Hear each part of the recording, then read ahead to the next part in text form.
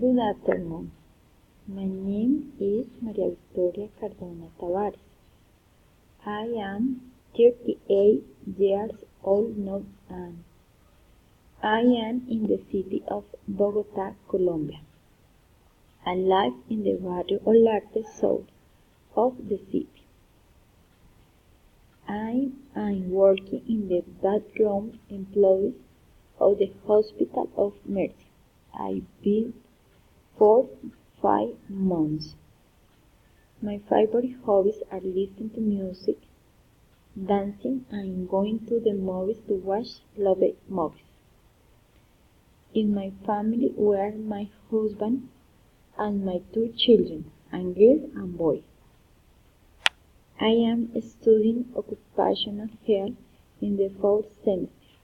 I like the series of television Game of Thrones and Simpsons. My favorite sport is playing volleyball and walking. Thank you for listening to me.